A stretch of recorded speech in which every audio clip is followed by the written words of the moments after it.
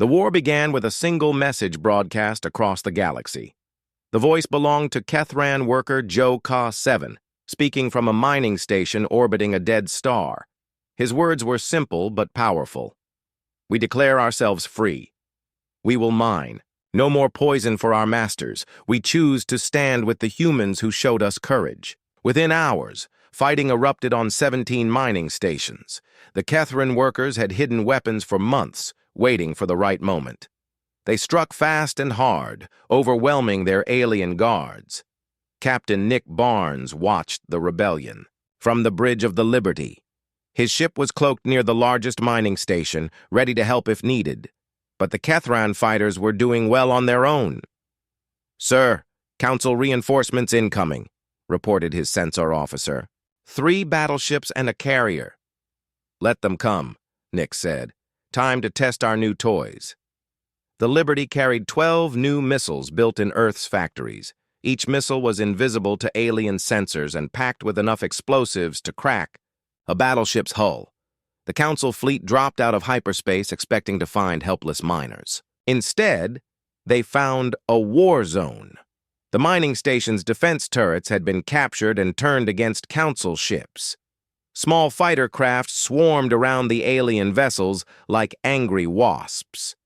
Nick waited until the Council ships were focused on the fighters. Then he fired all 12 missiles at once. The first battleship exploded before its crew knew they were under attack. The second ship lost its engines and began spinning out of control. The third ship's shields collapsed and its armor cracked like an eggshell. "This is the Liberty to all Kethran forces," Nick broadcast. "The Council fleet is neutralized. You are free to proceed with liberation operations." Similar scenes played out across the galaxy. Dr. Amy Ross had spent months building secret networks to help enslaved species escape. Her teams used small human ships to evacuate refugees from Council territory. The ship Freedom carried 200 Mordai civilians away from their factory world. The aliens had worked 16-hour days making weapons for the Council. Now they were heading to human space, where they could live as free beings. "Thank you," said the Mordai leader, speaking through a translation device. "Your species risks much to help us." Amy smiled. "Freedom is worth any risk." The Council responded with brutal force. General Zektar led the largest military operation in galactic history. 2,000 warships moved to crush the rebellions and force humanity back into line. But humanity was ready. Admiral Jake Morrison had prepared for this moment. Human fleets waited in hidden bases throughout the solar system. New weapons and shields protected Earth's orbital cities. "All stations, this is Admiral Morrison," Jake broadcast. "The Council fleet has entered our space. All units are weapons-free. Show them what humans can do." The battle for Earth began at the edge of the solar system.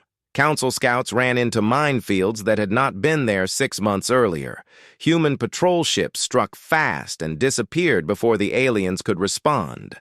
Commander Beth Williams led the main human fleet in the Defiance. Her ships were outnumbered 10-1, but they had advantages the Council did not expect. "Target their command ship," Beth ordered. "All batteries fire." The Defiance's main guns fired beams of pure energy that punched through Council shields, like paper. The alien command ship's bridge exploded in a ball of fire, but the real surprise came from engineer Ryan Clark's greatest invention. The gravity bombs looked like normal missiles until they exploded. Then they created tiny black holes that pulled Council ships apart. "What kind of weapons are those?" asked General Zektar as he watched his fleet get destroyed. "Human weapons," replied his aide. "We underestimated them." The tide of the battle turned when unexpected allies arrived. Kethran mining ships dropped out of hyperspace behind the Council fleet. The ships were not warships, but they carried mining charges powerful enough to crack asteroids.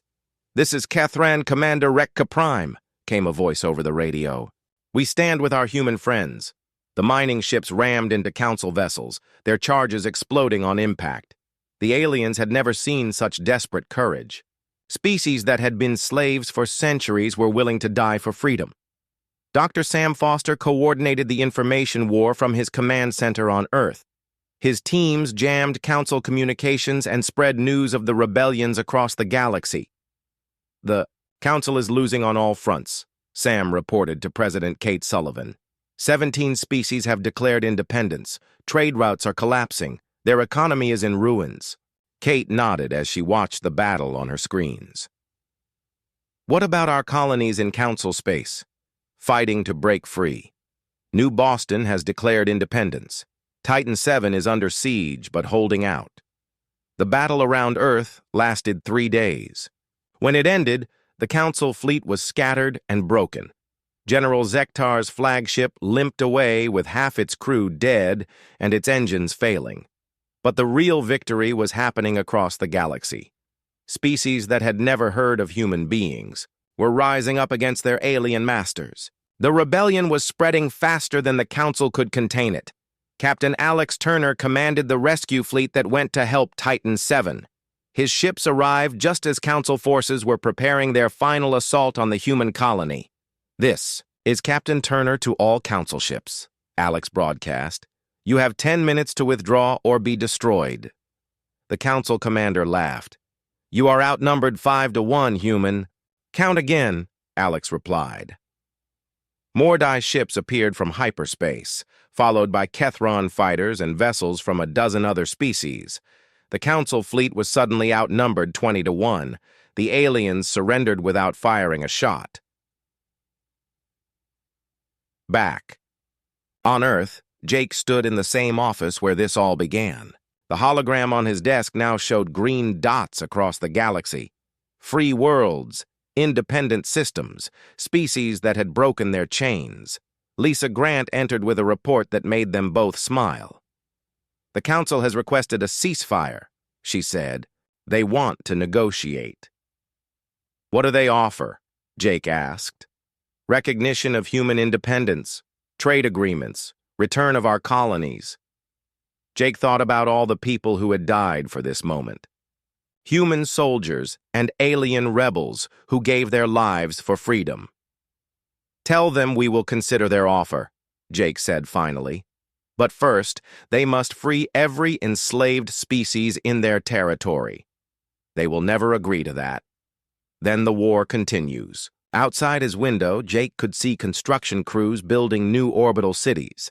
Refugee ships arrived daily carrying aliens who had escaped Council territory. Earth was becoming the capital of a new kind of galactic civilization. One based on freedom instead of fear. The universe had indeed descended into chaos, but from that chaos, something beautiful was being born. A galaxy where every species could choose its own destiny. The Council's 1,000-year reign was ending. The age of freedom had begun. The galaxy split into 3 parts like a broken plate. The Council still controlled the ancient core worlds where the oldest alien races lived. The Free Alliance, led by humanity, held the outer systems where young species had built new homes. Between them lay chaos. Admiral Carol Stone commanded the largest fleet in human history. 200 ships from 40 different species followed her into battle. Each ship looked different, built by engineers who had never worked together before. But they all shared one thing, the hunger for freedom. Target acquired, reported her. Weapons officer, Lieutenant Steve Hunt. Council supply depot, lightly defended. Carol studied the tactical display. The depot supplied food and weapons to 3 Council systems. Destroying it would help the war effort, but thousands of civilians would suffer. What kind of supplies? She asked. Medicine for a plague outbreak on Zenthari Prime. Food for refugee camps on Veltar Station. Carol made the hardest decision of her career. We take the depot intact, board it, and capture the supplies. We will distribute the medicine ourselves. The Eye. Battle for Nexus Prime began 2 weeks later. The massive space station sat at the center of the galaxy's trade routes. Whoever controlled Nexus controlled the flow of goods between systems. Captain Steve Hunt led the assault team aboard the station. His Marines moved through corridors built for aliens twice their size. The gravity was wrong, the air tasted strange, and every shadow could hide an enemy. "Contact front," called Sergeant Linda Price. Her squad had run into Council security forces near the main reactor. Energy blasts lit up the corridor as both sides fought for cover. Steve threw a grenade around the corner. The explosion was followed by alien screams. His Marines rushed forward, their human-built weapons cutting through alien armor like butter. Meanwhile, Commander Julia West commanded the space battle around the station. Her ships danced between the massive support towers, using the station's own structure as cover from Council warships. "All fighters concentrate on the command tower," Julia ordered. "Take out their communications." Human pilots flew ships barely larger than cars, dodging energy blasts from weapons the size of buildings. They moved faster than alien pilots, thought quicker, and took risks that made their enemies panic. The tide turned when unexpected reinforcements arrived. Dr. Tony Reed's medical ship, Mercy, dropped out of hyperspace with 50 Kethran fighters as escort. Tony had been treating wounded rebels in hidden bases throughout the sector. "This is Dr. Reed to all forces," came his voice over the radio. "I have 500 Mordai volunteers aboard the Mercy. They know the station layout and want to help." The Mordai had built Nexus Prime 2 centuries earlier, before the Council enslaved their species. They knew every secret passage and hidden entrance in the massive structure. Steve Hunt's assault suddenly became much easier as Mordai guides led his teams through maintenance tunnels that bypassed Council defenses. Within hours, human forces controlled the station's critical systems. The battle's outcome shocked the galaxy. Nexus Prime had never fallen to attack in its 800-year history. The Council's reputation for invincibility cracked like thin ice. But victory came with a price. Commander Julia West's ship was badly damaged in the final assault. She limped back to Earth with half her crew in medical bay and her engines held, together by spare parts and hope. President Kate Sullivan met the returning heroes at Earth's main orbital station. Reporters from across the galaxy watched as she decorated the survivors of Nexus Prime. "You have done more than win a battle," Kate told the assembled crowd. "You have proven that free beings can defeat any tyrant." But the war was far from over. The Council's response to Nexus Prime was swift and brutal. Ancient species that had ruled the galaxy for millennia would not surrender easily. Emperor Velzak of the Zenthari Empire broadcast a message to every system in the galaxy. His voice carried the authority of 10,000 years of rule. "The humans and their rebel friends have forgotten their place. We will remind them. Any species that supports the rebellion will face extinction." The threat was not empty. Council fleets moved to destroy entire worlds that had declared independence. The peaceful Mordai colony on Heaven's Gate was bombarded from orbit. 3 million civilians died in the first hour. Admiral Jake Morrison watched the destruction from his command center on Earth. The images made him sick, but they also made him angry. This was what the Council called civilization. "All fleet commanders, this is Admiral Morrison," he broadcast. "New rules of engagement. Any Council force that targets civilians will be hunted down and destroyed. No exceptions." Dr. Lisa Grant worked around the clock to coordinate the alliance between dozens of species. Each race had different needs, different languages, different ways of thinking. Making them work together was like solving a puzzle with 10,000 pieces. "The Kethran want to attack Council mining operations," she reported to Jake. "The Mordai want to focus on rescue missions. The humans want to strike at military targets." "What do you recommend?" Jake asked. "We do all three. This war is not just about military victory. It is about showing the galaxy that free species can work together." The breakthrough came from an unexpected source. Engineer Ryan Clark had been studying captured Council technology for months. His latest discovery changed everything. "The Council's faster-than-light communication system has a weakness," Ryan explained to the War Council. All their messages pass through relay stations in the core systems. If we take out the right stations, we can blind them. Captain Nick. Barnes volunteered for the mission. The Liberty and 5 other stealth ships would penetrate deep into Council territory and destroy the communication network. The mission was a one-way trip. The stealth ships could avoid detection on the way in, but the explosions would reveal their positions. Council fleets would hunt them down before they could escape.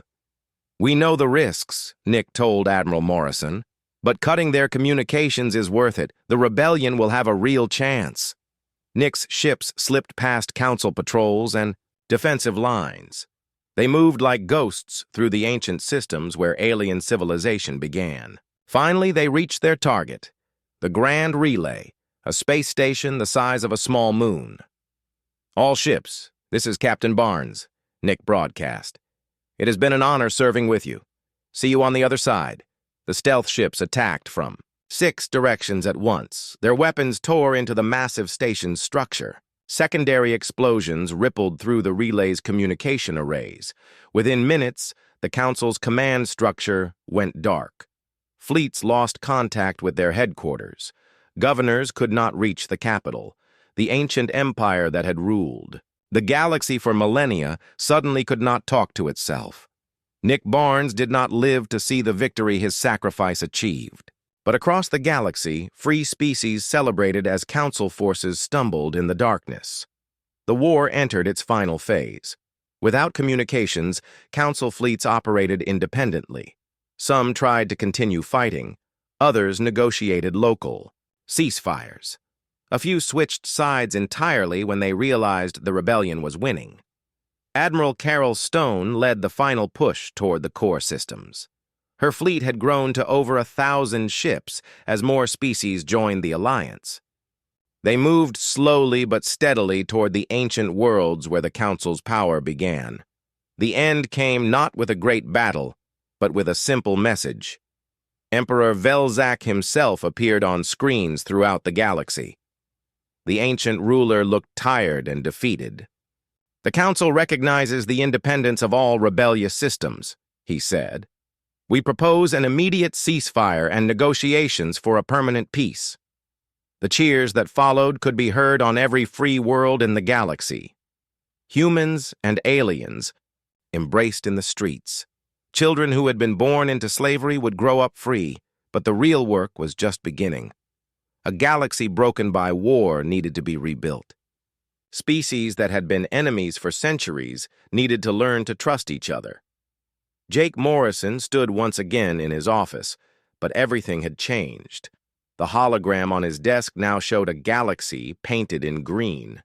Free worlds, independent. Systems and species choosing their own destiny.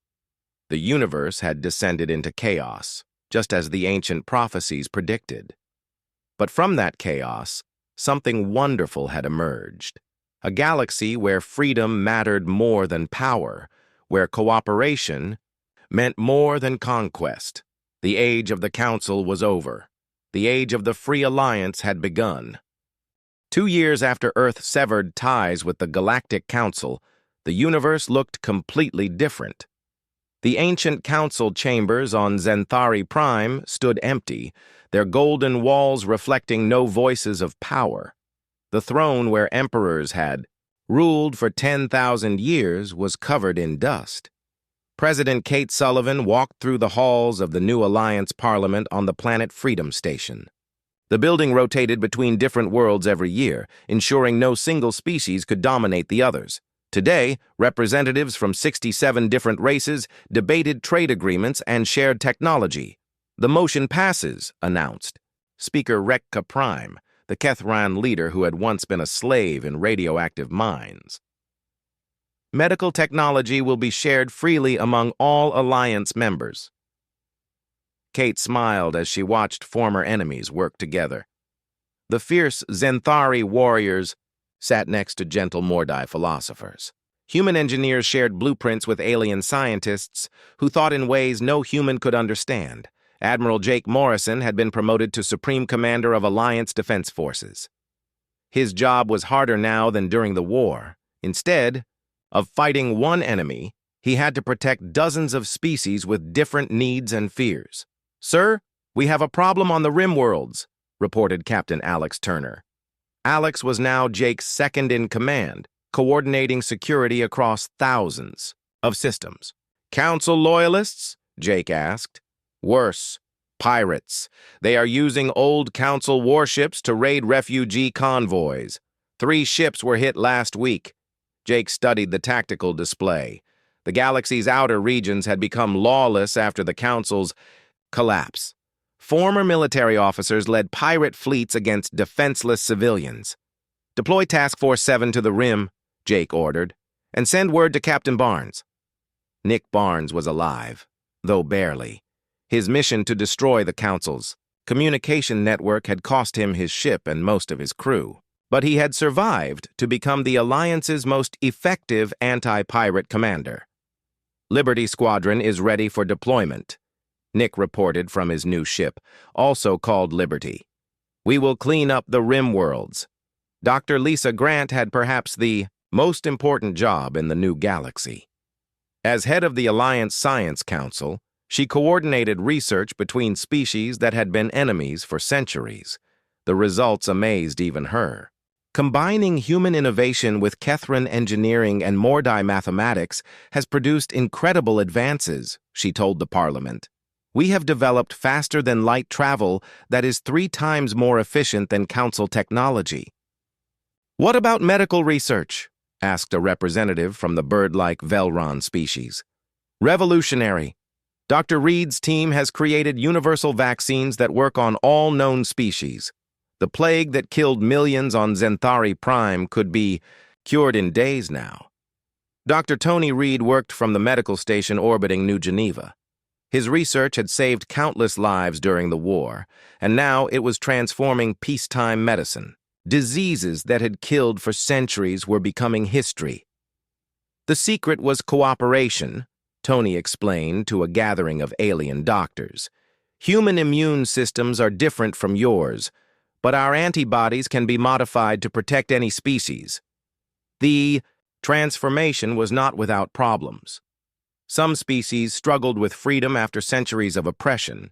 The Kulan had been slaves so long they did not know how to make decisions for themselves. Alliance counselors worked patiently to help them build their own government. Other species fell into chaos without central authority. The warrior culture of the Braktar led to civil wars on 3 of their worlds. Alliance peacekeepers, led by human marines and Kethran engineers, worked to restore order. "Freedom is not easy," Kate Sullivan told a gathering of new Alliance members. "It requires responsibility, cooperation, and patience, but it is worth every struggle." The economic transformation was equally dramatic. Trade routes that had been controlled by the Council for millennia opened to free competition. Human cargo ships carried Mordai art to alien worlds. Kethran miners sold rare metals to whoever paid the best prices. Engineer Ryan Clark oversaw the greatest construction project in galactic history. The Freedom Gate was a massive space station that served as the Alliance's commercial center. Ships from hundreds of worlds docked there daily to trade goods and ideas. "The station processes more cargo in a day than the Council moved in a month," Ryan reported proudly. "Free trade is 3 times more efficient than their controlled system." But the station's real purpose was symbolic. Built by workers from dozens of species, it proved that former enemies could create something beautiful together. The military transformation was more complex. Admiral Carol Stone commanded fleets with ships from 40 different species. Each race had its own fighting traditions and tactical preferences. "The Kethran prefer direct assault," Carol explained to her officers. "The Mordai excel at defensive operations. Humans are best at improvisation and surprise attacks. We use everyone's strengths." The new Alliance military was smaller than the old Council forces, but much more effective. Ships designed by committees of different species combined the best ideas from each culture. Captain Julia West commanded one of the new hybrid designs. Her ship incorporated human weapons, Kethran armor, and Mordai sensors. The result was a vessel more powerful than anything the Council had ever built. "We are not trying to conquer anyone," Julia told her mixed-species crew. "We protect freedom.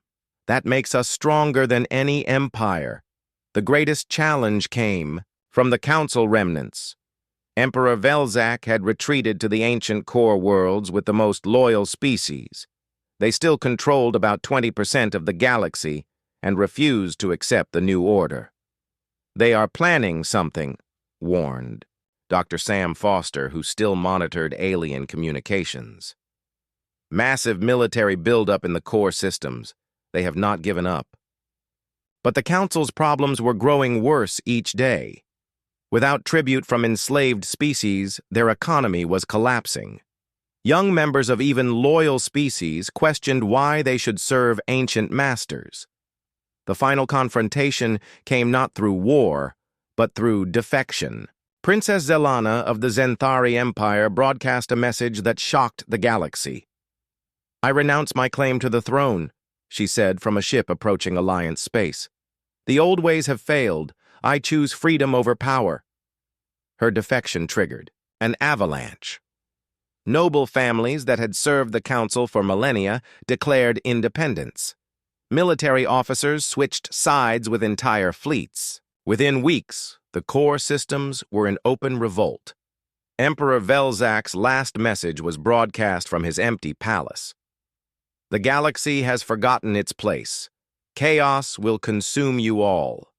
But chaos had already consumed the old order, and from it had emerged something better.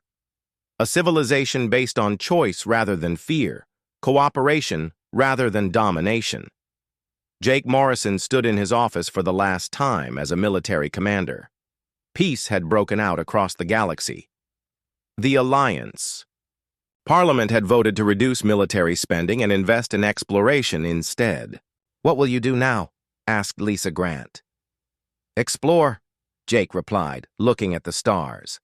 "There are whole galaxies beyond this one. Maybe we can make friends with them instead of conquering them."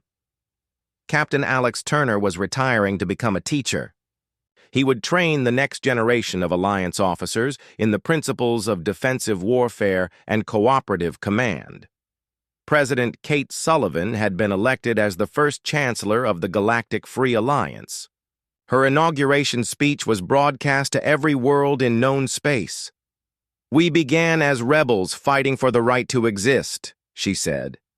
"We became liberators fighting for the freedom of all. Now we are builders, creating a galaxy where every species can reach for the stars." The universe had indeed descended into chaos when Earth severed ties with the Galactic Council. But that chaos had been the birth pangs of a new age. An age where strength came from unity, where progress came from cooperation, where freedom was not a privilege but a right. In the museums of New Geneva, children from dozens of species learned about the old days when the galaxy was ruled by fear. They read about brave humans who chose freedom over safety and alien allies who risked everything for independence. The exhibits ended with a simple message carved in stone. Freedom is not free. It must be earned, defended, and shared. The price of liberty is eternal vigilance, but the reward is infinite possibility. Outside the museum, ships from hundreds of worlds traveled freely between the stars. Trade flourished, art bloomed, and science advanced at speeds the Council had never imagined. The ancient order was gone forever. The age of freedom had begun. And among the stars, humanity had found not conquest, but friendship. Not dominion, but cooperation. Not an empire, but a home. The galaxy was finally free. The bridge of the huge alien ship was dark and cold. Admiral Vextar stood tall, his green, scaly skin showing old battle scars. He had fought in many wars across the galaxy. His ship, the Eternal Dominion, was the biggest and strongest in the Zellarian Empire fleet. It had weapons that could destroy entire planets. Today felt like any other day. Another new species to conquer, another world to add to the Empire. Vexitar had done this hundreds of times before. "Sir, we have found a new ship," said his officer. The young Zalarian looked nervous as he spoke. "It just came out of hyperspace." Vextar walked to the big window. Outside in the black space, he saw a small ship. It looked very different from any ship he had seen before. The hull was white and blue. It had strange markings on the side. "Tell me about this ship," Vextar said. His tactical officer checked his screens. "It is very small, sir. Only one ship. Their weapons are weak. Their shields are basic. We could destroy it easily." Vexatar nodded. This would be simple. He had 50 ships in his fleet. Each one was bigger and stronger than this tiny vessel. The aliens inside would surrender quickly when they saw his power. He pressed a button to open communications. His voice went out across space in the universal language that all species understood. "Unknown ship, you are now in Zalarian Empire space. You must surrender right now. Prepare to be boarded. If you fight us, we will destroy you." This was the standard message.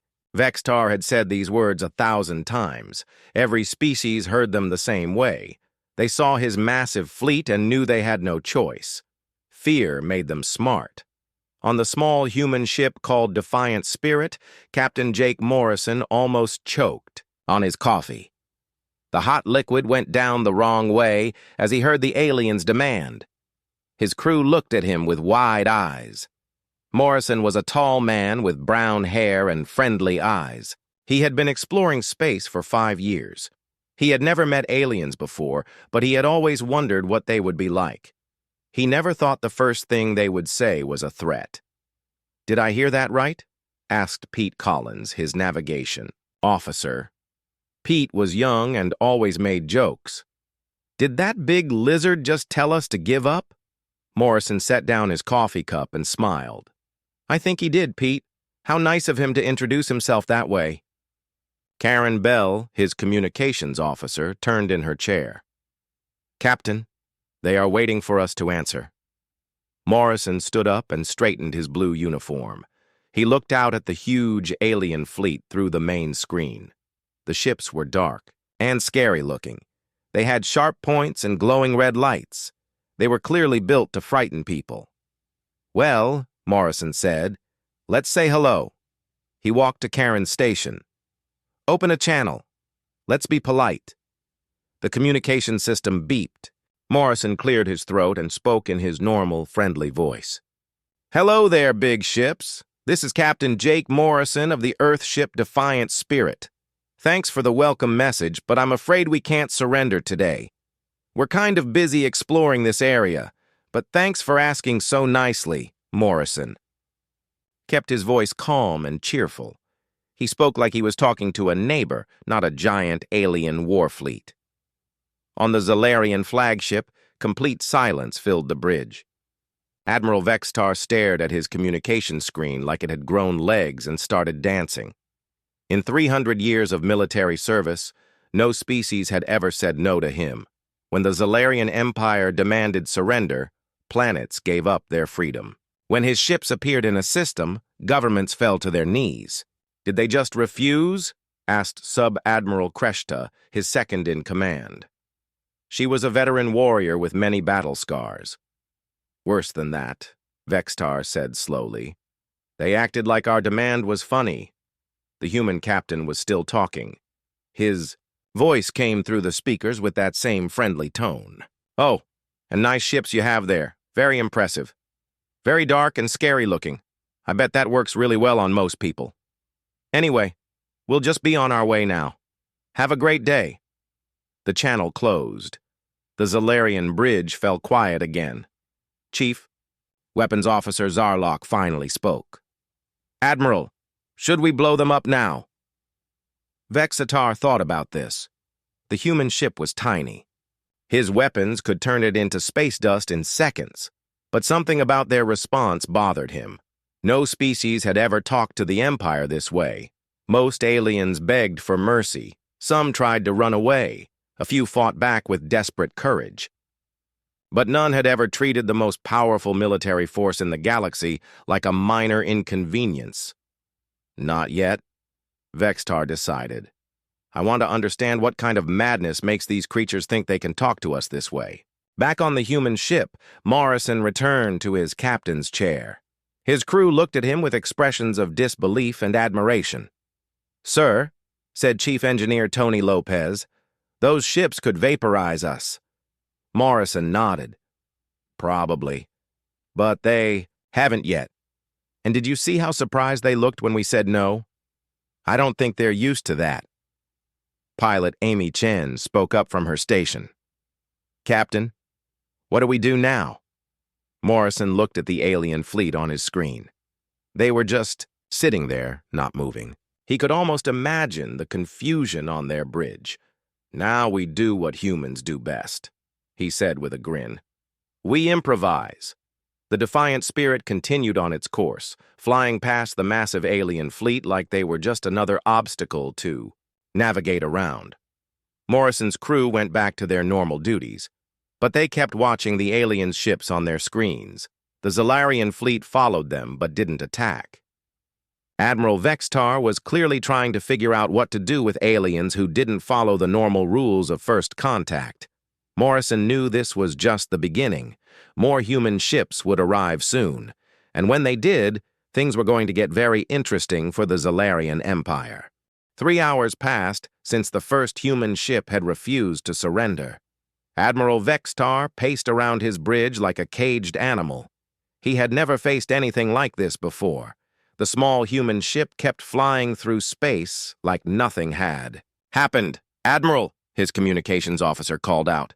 The young alien sounded confused. "The humans are sending something called music on our emergency channels."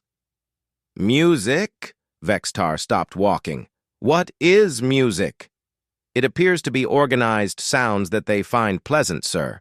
They are also broadcasting something they call comedy. Shows." Vextar stared at his officer. In all his years of conquest, no species had ever used imperial communication channels for entertainment. These humans were treating the most sacred frequencies in the galaxy like their personal radio station. The situation got worse when 3 bright flashes appeared in space. 3 more human ships dropped out of hyperspace and joined the first one.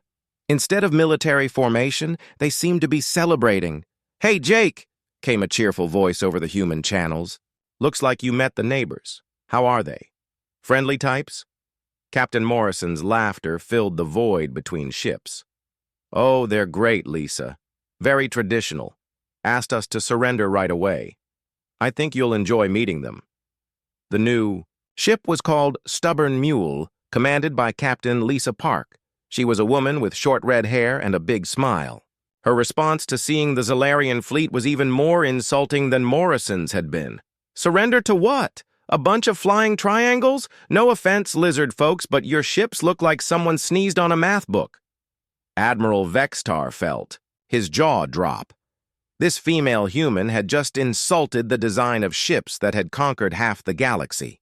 Ships that struck fear into the hearts of entire civilizations. She called them flying triangles.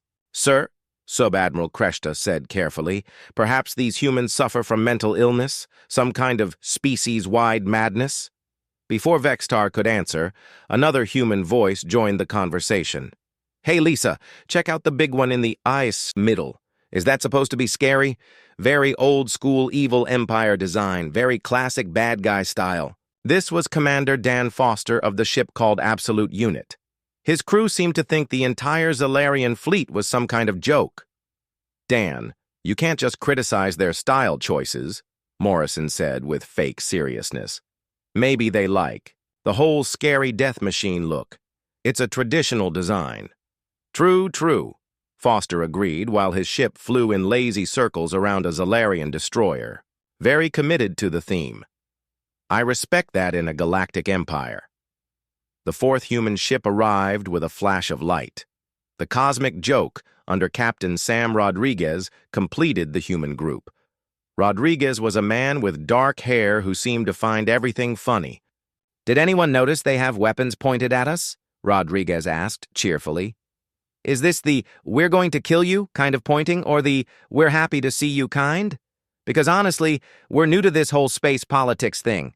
Admiral, Vextar had fought berserker races that felt no fear. He had faced hive minds that thought in ways no individual could understand. He had battled energy beings that existed beyond physical form.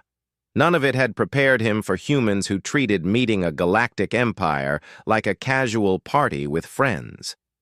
The humans kept talking to each other, completely ignoring the 50 Zalarian warships surrounding them. They discussed the alien fleet like it was an interesting museum display. I like how they all look exactly the same, Park said. Very uniform. Must save money on design costs. Efficient, agreed Foster. Though I think they could use more color. All that dark metal gets depressing after a while. Maybe some racing stripes, suggested Rodriguez. Really make them pop. Morrison laughed. Sam, I don't think they're going for the racing look. More of a fear us and despair vibe. Ah, gotcha. Well, they nailed that part. Very intimidating if you're into that sort of thing. Vextar finally found his voice. Attention, human vessels. You will stop these transmissions immediately and surrender, or we will show you the price of defying the Zalarian Empire. The response came from all 4 human ships at once. They all started laughing at the same time, their voices mixing together, in a sound that made several Zalarian officers step back from their stations. Oh no, Park said with obvious fake fear. We made them angry. Jake, I think we're in trouble now. Definitely in trouble, Morrison agreed seriously. They used their scary voice and everything. Foster joined in with mock concern.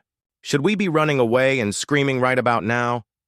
I feel like that's what they expect us to do. Probably, Rodriguez added. But honestly, I'm curious to see what happens next. This beats exploring empty star systems by a lot. The casual way they dismissed Imperial threats was beyond anything in Vextar's experience. These humans seemed completely unable to take the Empire seriously. They treated overwhelming military power like an elaborate entertainment show. Admiral, his tactical officer reported with barely hidden confusion. The humans are now sending something called memes on our command frequencies.